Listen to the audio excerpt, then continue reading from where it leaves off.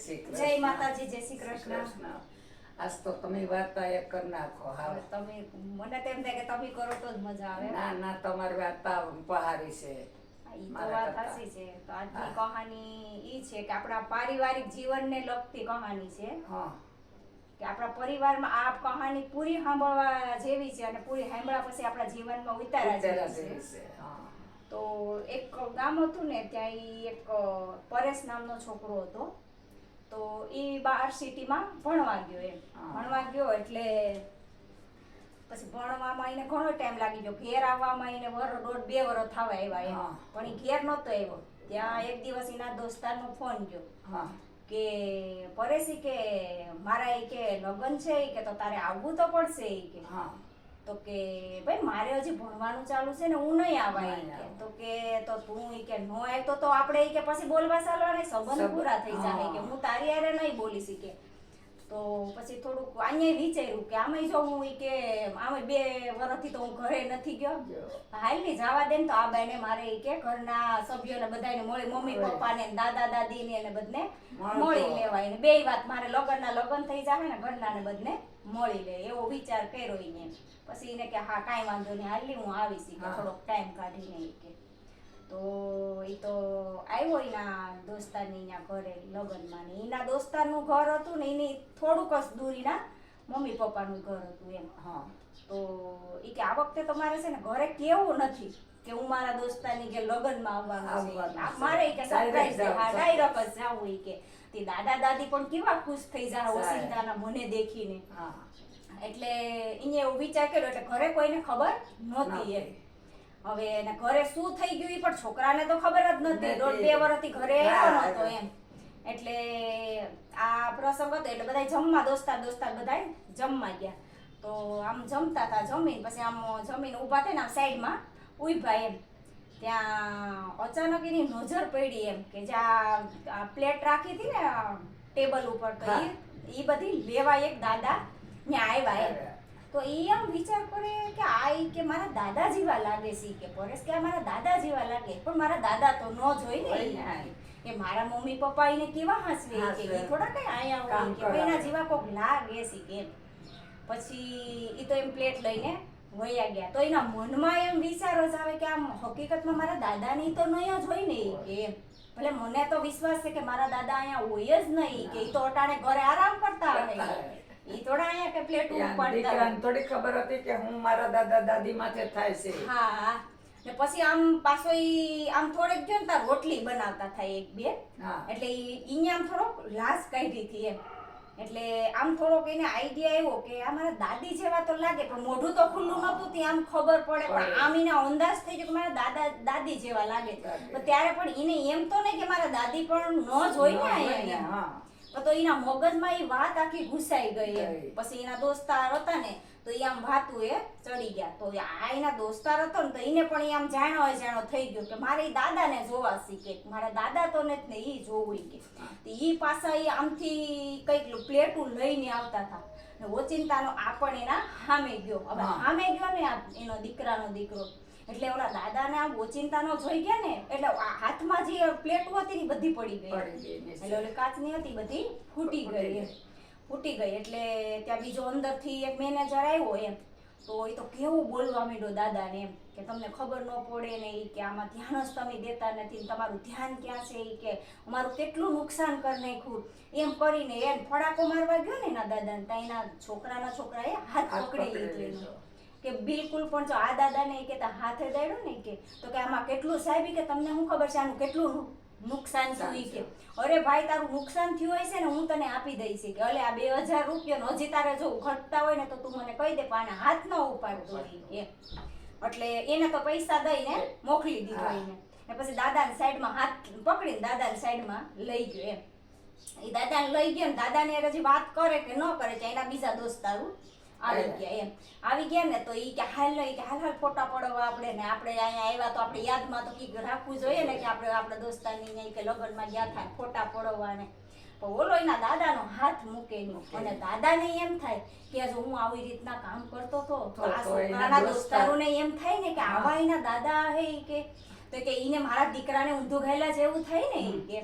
તો તો ઈ આમ જવાની કોશિશ કરવા ગયો તો એના દાદાનો હાથ અહીંયા મૂક્યો જ નહીં ને એના દોસ્તારને કે ભાઈ હું તો આવી જાય કે તું તારે અત્યારે જા બારી કે મારે થોડું કામ છે ઈ કે તો એના દાદા કે નોય બેટા ઈ કે આમાં તારી આબરૂ હું ઈ કે આ તારા દોસ્તારું બધું ઈ કે જોઈ જાય મને આવી હાલતમાં તો તારી આબરૂ હું ઈ કે તો કે દાદા તમારાથી મને કોઈ મારા દોસ્તારોની આબરૂની ઓલું નથી ઈ કે તમે મારા માટે બહુ મહત્વના છે ઈ કે એટલે પછી અહીંયા દાદાની સાઈડમાં લઈને બધી હકીકત કીધી કે આવી રીતના કેમ થયું ઈ કે તમે અહીંયા કેમ કામ કરો ઈ કે હું ગમે ત્યારે આવતો ને ઈ જ્યારે આવતા ત્યારે દાદાને એને હમા હાચવતા તો કે હું જ્યારે આવતો ત્યારે તો તમને મમ્મી પપ્પા કેવા અસર ને તો તમારી આવી હાલત થઈ કેમ ઈ કે પછી એને બધી માંડીને વાત કરી કે બેટા ધીરે ધીરે પછી આઈના દાદી આવી ગયા કે આ વાત કરતા હતા ને દાદી આવી ગયા એટલે દાદીને જોઈ ગયો એટલે એ આમ ચોટી ગયો ને રોવાય માંડ્યો એમ કે મારા દાદા દાદીની આવી હાલત મારા મમ્મી પપ્પાએ કરી નાખી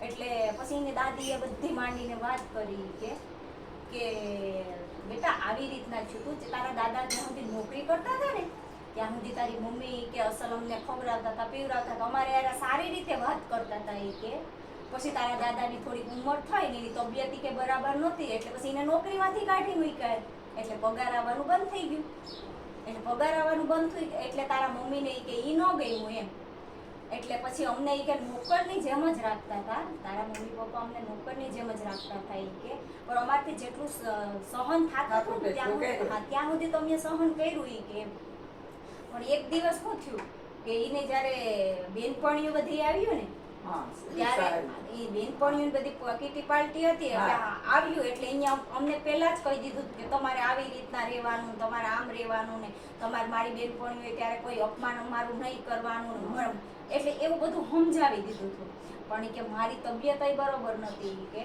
ને જ્યારે કે મેં નાસ્તા ચા પાણી નાસ્તો બધું તૈયાર કરીને રાખી દીધું હતું કે અને પછી તારી મમ્મીને કીધું કે હવે જો તમારી બેનપણી આવે ને ત્યારે તમે ખાલી દઈ દેજો કે મારાથી ઊભો નથી રહેવાય બેટા એ કે તો હજી એમ અમે વાતચીત કરતી છું ને ત્યાં જ બેનપણી બધી આવી ગઈ કે જો આ બેલ વાગ્યો કે મારી બેનપણી જ આવી ગઈ કે કંઈ પણ હવે કે આડાવડું થવું ન જોઈએ ને ફટાફટ અમને બધી ચા નાસ્તો નાન તેને બધું દઈ દેવાનું કે કંઈ પણ બોલવાનું નહીં તમારે હવે બેનપણીઓ તો બેસી ગયું હવે આ માજીની ઉંમર હતી ને એને તાવ ને એવું બહુ આવ્યો હતો આમ એટલે એનું શરીરે કંઈ કામ કરે એવું હતું નહીં હા એટલે ઈ બેનપણીઓ બધી નાસ્તા ને એવું બધું દેવામાં હતા આમ પ્લેટ લઈને જતા હતા હાથમાં પ્લેટ પડી ગઈ એમાં એ બેનપણીઓના ઓલામાં એના કપડામાં એમાં બધી ચા ને એવું બધું ગયું એટલે એના કપડા બગડી ગયા ને બહુના કપડા બગડી ગયા એટલે ગરમ વસ્તુ પડી એટલે ગરમ થઈ ગઈ હા તો કે આવી હું નોકરાણી રાખી કે એની બેનપણી કે આવી હું નોકરાણી રાખી કે તું તો કંજૂસ છે ઈ કે આ થોડી તને એમ ને કે મોટી ઉંમરની રાખીએ કે તે સસ્તી મળે ઈ કે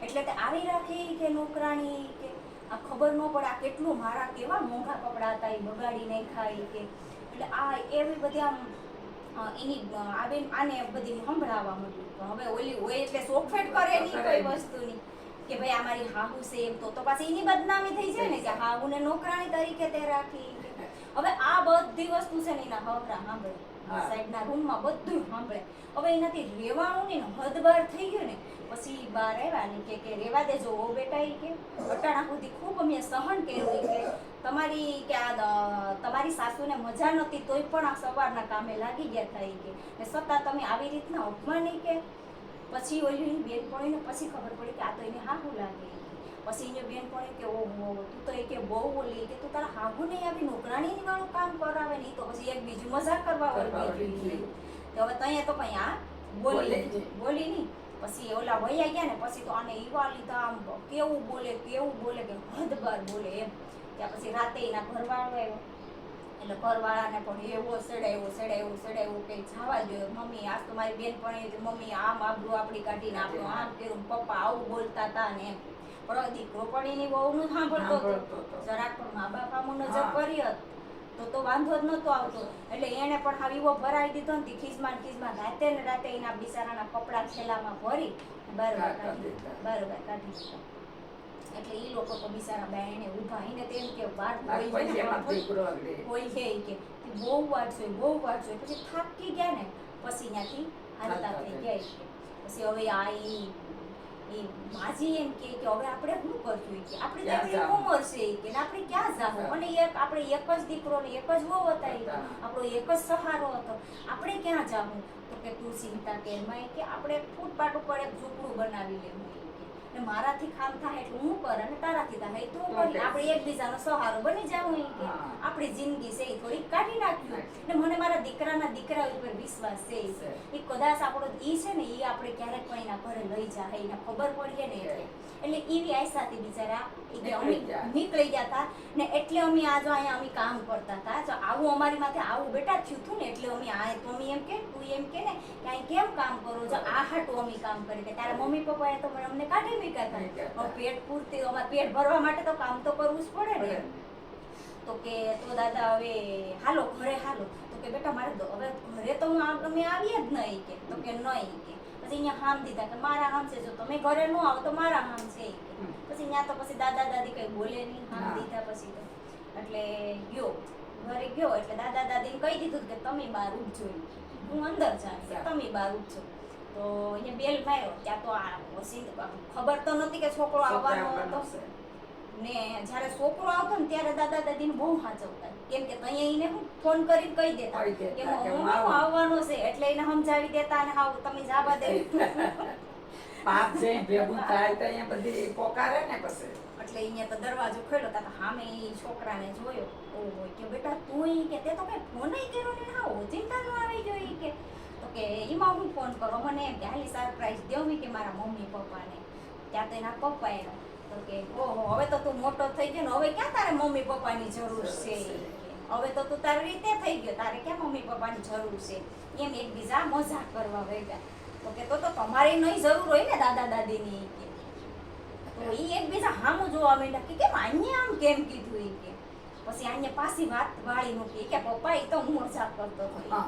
ઈ તો ખોટે ખોટે કહેતો હતો કે દાદા દાદી તો અંદર જ હોય કે બોલાવો ઈ કે તમને કેવો હરખ આવ્યો મને જોઈને ઈ કે હા, તો એમ. મારા દાદા દાદી આપણી મને જોહે ને એટલે કેવા હરખાઈ જાય હા. તો પછી હવે જવાબ હું દેવો પછી એની મમ્મી કે બેટા ઈ કે દાદા દાદીને છે ને ઈને જીદ કરી હતી કે મારે જાત્રા જાવું ઈ કે. અમારી ઈચ્છા એક સહેલી છે કે જાત્રા કરાવી ઈ કે. એટલે પછી અમે તો એને જાત્રામાં મોકલી દીધા એમ. તો પછી આનાથી રહેવાનું તો કે જાત્રામાં મોકલી દીધા ને તો બારોબાર ફૂટપાથ ઉપર રખડવા રેવા કાઢી જ મૂક્યા હતા તમને તમારા ઘરમાંથી ઈ કે આવો તો દાદા દાદી અંદર આવો તો ઈ.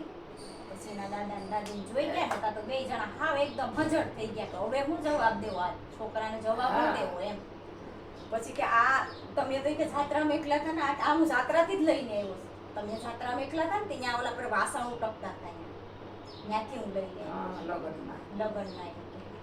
પછી આ માફી માંગવા માંડ્યા કે પપ્પા મને માફ કરજો ઈ કે ને અમારી ભૂલ થઈ ગઈ તો એના છોકરાના દાદા કે બેટા ઈ કે તે હાથ પકડીને અમને બહાર કાઢી મૂક્યો હતો ને હવે તું રહેવા દેજે હું આ બે દિવસ પણ આ ઘરમાં હું રહેવાનો નથી ઈ કે. તો કે પપ્પા સાચી વાત છે ઈ કે આ મતલબ એ સ્વાર્થી જ છે ઈ કે આને એકલા જ ગમે ને ઈ કે તેને એકલા જ રહેવા ગયો તમે મારા ભેગા હાલો ઈ કે.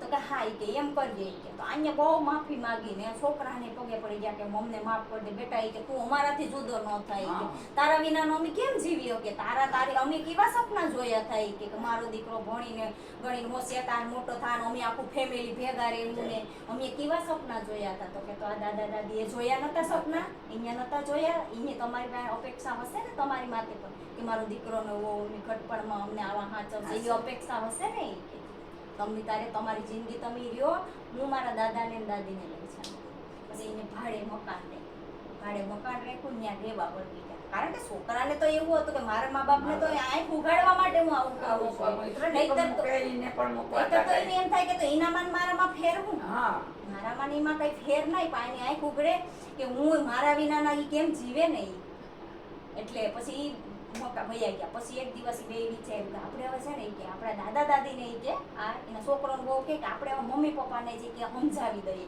એટલે ઈ આપણા છોકરાને કહે ને તો એના દાદા દાદીની વાત નહીં ટાળે કે હા ઈ ઓલો છોકરો બહાર ગયો ને તો આ બે જણા ગયા ને હા બહુ ભેગે લાગ્યા ને બહુ માફી માંગીને એ કે તમે કે સોરું કસરું થાય ને તેથી લોકો માત્ર થવાય કે તમે રેવાય કે અમને માફ કરજો એ કે ને તમે સમજાવો એ કે હા તો પછી હા મા બાપ છે ને એ થોડા કઈ જીદ કઈ કરીને કરે. બેહે છોકરાઓ સામે. પછી કે હા કાંઈ વાંધો નહીં. ત્યાં પછી એનો છોકરો આવ્યો તો કે હાલો ઈ કે ઘરે. તો કે ના હવે નથી આવવું ઈ કે અમારે અહીંયા જ રહેવું ઈ કે. પછી એના હાહુ બહરા કે કંઈ વાંધો નહીં, જો અત્યારે તો હવે એની આંખ ઉઘડી ગઈ ને એને સમજણ હા. પડી ઈ કે તો હવે આપણે બધા ફેમિલી ભેગા જ રહીએ ઈ કે. ને ભેગામાં જેટલી મજા છે ને એમાં નોખામાં નથી.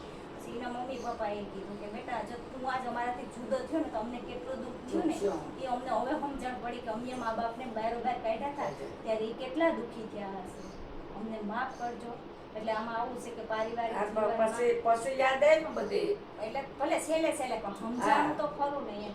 એટલે હર કોઈ મા બાપ હોય એના દીકરાની અપેક્ષા હોય હોય જ, ને બધીને હોય. હોય કે ના હોય ને હા ઈ દીકરાની પેટે પાટા અપેક્ષા. બાંધીને મોટા કરે, હા. ભણાવે ગણાવે કયા જરૂર પડે એને ઘટપણમાં જરૂર પડે, બાકી તો એ કામ કરે જ છે ને એને ક્યાં જરૂર પડે આપણે. તો મિત્રો કહાની સારી લાગી હોય તો લાઈક શેર અને નવા હોય તો સબસ્ક્રાઇબ કરજો. જય માતાજી, જય શ્રી કૃષ્ણ.